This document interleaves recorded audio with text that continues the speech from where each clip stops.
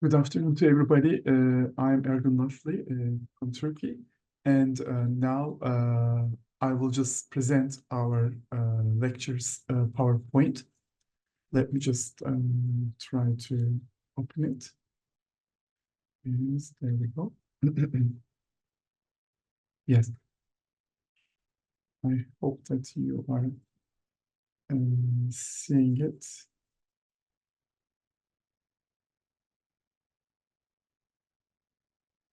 In the Zoom. Yes. So let me just start with my lecture. Here we go.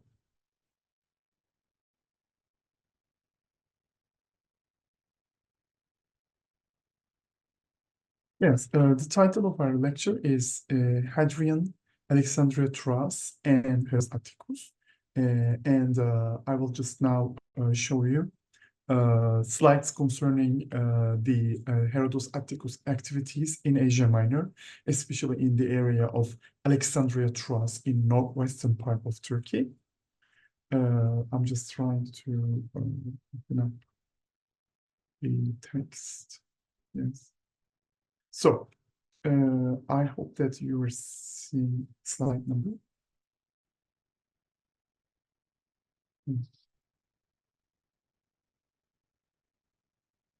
Right. Let me just tell something about the ancient sources first. The most important part of on ancient sources is, of course, everybody knows it. Philostratus. He's telling some very important things about these activities. So let me just read it. The same Atticus was also distinguished for his lordly spirit. As an instance, at the time when Herodotus was governor of the free cities in Asia, he observed that Troy, we don't know which one, was ill supplied with baths, and the inhabitants drew muddy water from their wells and had to dig cisterns to catch rainwater. Accordingly, he wrote to the Emperor Hadrian to ask him not to allow an ancient city conveniently near the sea to perish from drought, but to give them 3 million drachmae to procure a water supply, since he had already bestowed on mere villages many times that sum. The emperor approved of the advice in the letter as in accordance with his own disposition and appointed Herodotus himself to take charge of the water supply. But when the outlay had reached the sum of 7 million drachmae, and the officials who governed Asia kept writing to the emperor that it was scandal that the tribute received from 500 cities should be spent on the fountain of one city, the emperor expressed his disapproval of this to Atticus, whereupon Atticus replied in the most lordly fashion in the world, "Do not, O emperor, allow yourself to irritate it on account of so trifling a sum. For the amount spent in excess of 3 millions, I hereby present to my son, and my son will present it to the town." This is a very, very important text telling about the situation in Asia Minor in the time of Hadrian. So here we have a comment about that. According to the statement of Philostratus, who was quite well disposed towards Herodotus Atticus, he said to have donated considerable sums for many settlements in Anatolia. It is not known who the beneficiaries were and which works had benefited from this ergitic action. If we are to trust what Richard Chandler writes, buildings similar to that one in Alexandria Truss Arcades were then found near Ephesus or in Magnesia. For this matter, we have three very important things, three important epigraphical sources. Let me just show you the sources. We will also present it later, these three sources. The first source is from Temple of Zeus Olympius in Athens from the year 133, and the second one is from Alexandria Troas from 128, and the third one is again from Alexandria Troas. So these are the most concrete examples or most concrete sources that we have for this relationship between Herodotus Atticus and Alexander Troas and his activities in the area. These are the most concrete epigraphic attestments of his activities in the area. There's 3 inscriptions in Latin. So let me turn back to the city once again. Now I would like to show you the city of Alexandria Troas, the aqueduct, and the baths. In the first reports of Western visitors since the 18th century, especially the Orientalists, what they report on. So, slide number 9. The aqueduct of Alexandria, still partly visible today in few remains, certainly impressed Western travelers who visited the city, which is located in the northwestern part of Turkey.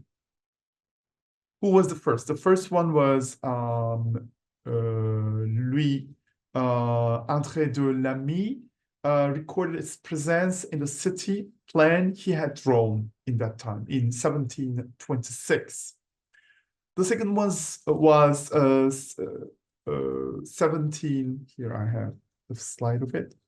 The second one was in 1745 by Richard Pokake, visited the city, of which he offered a series of plans and a description referring to the baths, of which he also offers a plan. Very important because this is actually the core of the researches in the area of Alexandria Troas, started with Pokake at the end of 18th century. And he also found out at that time in the 18th century, the area where the buildings of Herodotus Atticus are actually most in the plan of, in the city plan of Alexandria Troas. Yes. In 1766, Richard Chandler was at the site of Alexandria Troas and made a description of the site. But the most important was by Richard Koke in 1745, in the middle of 18th century, not late. I'm sorry, I've done a mistake. So let me just tell something about, again, on the aqueduct of Herodotus Atticus and Alexandria Troas. Yes, here we have these inscriptions again, because I need to discuss about this detail with the inscriptions. In the year 132, when the works carried out on the behest of Hadrian on the temple of Olympian Zeus were inaugurated in Athens, a series of cities in Asia Minor also erected statues dedicated to the emperor. Among there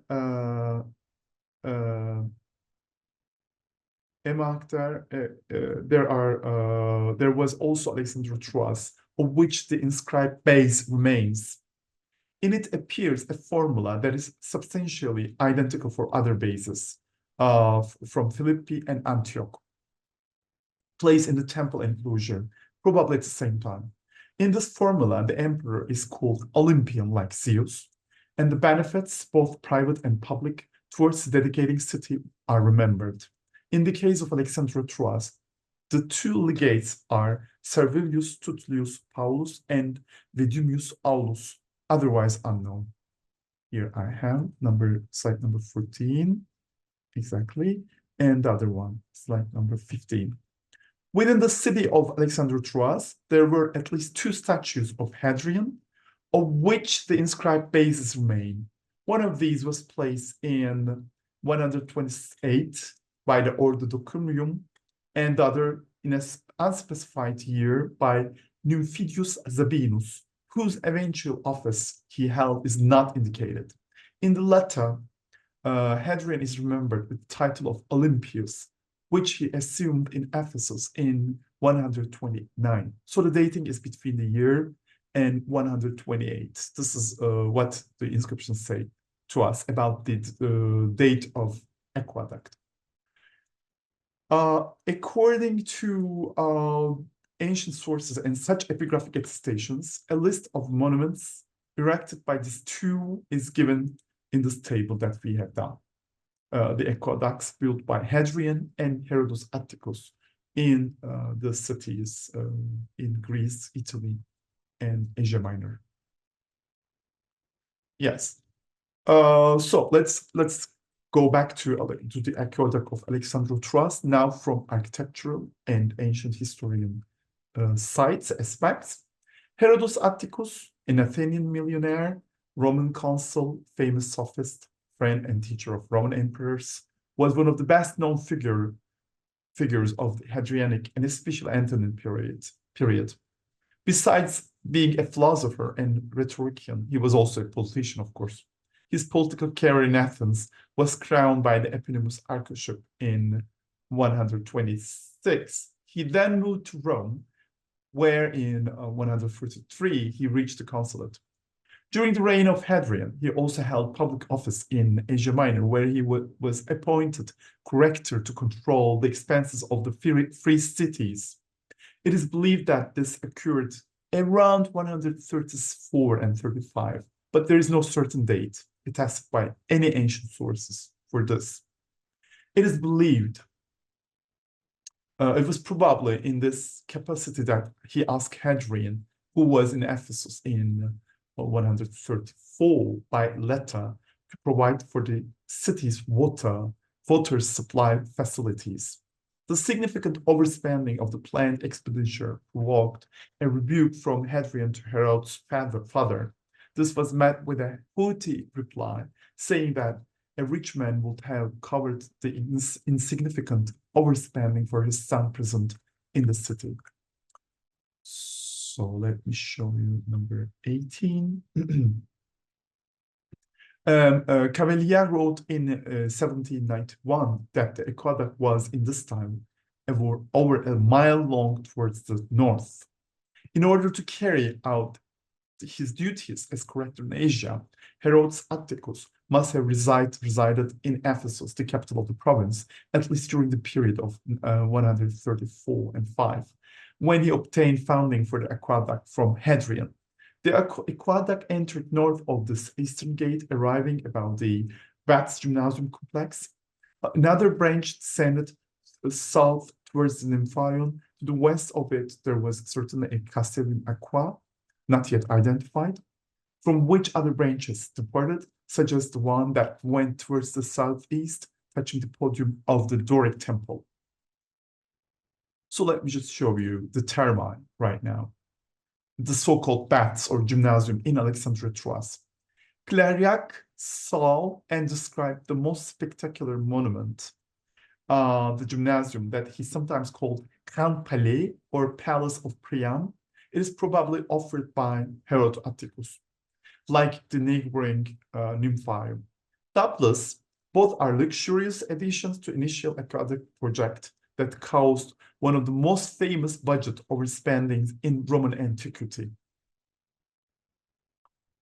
Two draftsmen who was with him left us 4 weaves, which are very important because they show the ruins before the earthquake of 1809.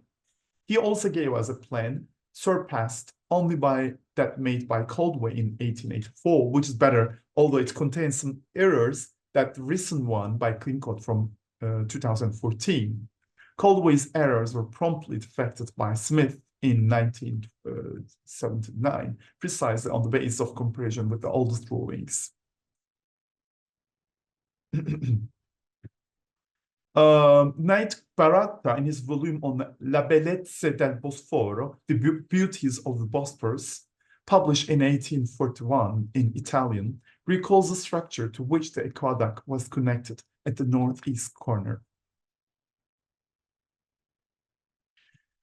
The baths then built in Alexandros were supposedly built following the model of those of Varius in Ephesus, which were partly restored by Hadrian. Then excavations were carried out in the area between 2006 and 2009, which yielded surprising results for the history of the complex over a period of 1,500 years. Although they neither confirmed nor denied the thermal use of the complex, they highlighted some very significant monuments in its history, revealing part of the original structure from the Hellenistic era, obliterated by a massive filling in the Augustan era or slightly later, and finally a transformation in the Byzantine or Ottoman era, probably for metalworking, which served the substructures, cupacausts, that had led to the building being interpreted to court as a thermal facility. The corresponding measurements are complex, and the forum to which it is adjacent have led to the belief that the whole is part of a single project to be attributed to the Augustan age. In the Hellenistic age, the area would have been 7 meters lower. Evidence of this remains in the lower level of the 2 lateral cryptoporticos. Given the limited nature of the excavations, there are no significant new elements of the plan, which, however, even after the intervention of Smith, remains unclear in some points.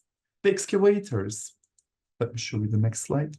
The excavators have therefore not found any evidence to attest to an intervention by Erode Attico in the Hadrianic age, and have indeed denied their previous identification of some rooms as part of the thermal complex. However, Philostratus' text is very clear and says that the inhabitants had no balneae before the construction of the aqueduct. We can therefore be fairly certain that the construction of the aqueduct in Alexandria Trust also involved an intervention in the complex, perhaps previously a gymnasium market, making it a bath gymnasium according to a plan that was quite common in the later years of the 2nd and early 3rd centuries in AD in Asia Minor. If the bath gymnasium of Alexandria Troas were perhaps not at the beginning of the series, they were probably renovated and transformed during the time of Hadrian, following some iterations ordered by the emperor on similar structures in Ephesus. In this too, we can see a manifestation of the Imitatio Hadriani on the part of Erode Attico. Let me show you this next slide. Here we go. Yes. Slide 29. Yes. Smith recalls a similarity in the plan of the baths of Alexandria Troas with that of the Gymnasium of Vidius in Ephesus. Actually, that was here. Yes. Stating, however, that the building was in fact thermal, I have no doubt, but as Coldway demonstrated, it belongs typologically to a group of buildings, of which the best known examples are at Ephesus and Sardis, which are today known as gymnasia. But Fikret Yegüz's 1986 study on the baths of Sardis indicates, on the basis of the plan, 2 main types of baths gymnasia in Asia Minor, to which a third with mixed characteristics must be added. A further series of classifications were offered by Andrew Farrington in 1995, who in turn distinguishes 3 groups on the basis of block arrangement. Yes, here we have the Ephesus Eastern Gymnasium. His second group corresponds to the baths of Alexandria Troas, which find comparison with others of Ephesus and Sardis. And a further comparison would be Isonai in Phrygia. So let me also tell you some words about the Nymphaeum or Caput Aqueducti in Alexandria Troas. The Nymphaeum is currently one of the most recognizable ruins of the city of Alexandria Troas. We have a series of accurate drawings by the draftsman who accompanied by Knight Clariac. The plan that is part of them is improved if compared to the current situation. The niches are about 1 meter wide, except for the central one, which is wider. The traveler's drawings show us only the part of Nymphaeum, which today can be seen in its entirety. A presentation by Hakan Öztaner from 2011 is largely superseded by subsequent excavations. The Nymphaeum was adjacent to one side of the ancient Odeon, the proximity of two nymphaions to the theater is found already in Ostia in the Domitian era. In reality, following the latest excavations, the results of which are visible in the current layout of the area of the ancient city, also visible in the photos published online, the nymphaion had a polygonal shape inside and included an almost circular basin. But at the front of there was a rectangular atrium. Here we have a rectangular atrium, which was accessed by going down 2 steps. A wide corridor towards the west turned towards the thermal baths gymnasium complex. The one to the north was also connected to the water basin by an arched door. It is clear that the northern wall rests on the structure of the nymphaion, and therefore it is later than it. The external masonry of the complex is opus reticulatum, a technique that, as we know, was used in the Hadrian's villa in Tivoli. This lets us to date the addition already in the Hadrianic area. The part of the aqueduct directed towards the southeast passes under the corner of this room and therefore predates its construction. And the construction of the aqueduct and its annexes must have lasted a few years, perhaps at least 8, judging by the construction time of other similar structures. About 10 years later, around 153, Herod himself would have intervened in the nymphaion of Olympia, where he did not hesitate to place statues depicting himself and his family. Another building is the nymphaion and the Odeon. The recent Turkish excavations in the area have clarified this situation between nymphaion and Odeon. Adjacent to the atrium of the nymphaion was one of the rectangular entrances that contained the stairs to the upper seats. Then we have the Odeon and nymphaion complex closest to the entire northern side of the space occupied in the center of the Doric temple in Alexandria Troas. So it can be assumed that both may have been part of a single project, perhaps attributable to Erode Attico himself, or in any case to Hadrianic era. So I got also some few words about the evergetism of Erode Attico as Imitatio Hadriani. In short, therefore, imperial ergetism, direct or indirect in Cilicia or elsewhere, was mainly directed towards the construction of public utility structures, bridges, aqueducts, and roads, and less frequently of accessory works, theaters, or porticos. As in his action in Italy, Hadrian particularly favored the paths and aqueducts, that is, structures that were most of public utility. For these, he obviously gave contributions, in addition to which magistrates or private citizens involved with the Roman administration provided. So let me conclude. From what we have listed, it has been deduced that the news offered by Philostratus regarding the construction of the aqueduct of Alexandria Troas finds confirmation in archaeological reality, since the aqueduct is connected to a nymphaion and in all probability to a gymnasium complex, which from the time of Hadrian became similar to the baths gymnasia, which found diffusion especially in the advanced 2nd and early 3rd centuries in Asia Minor.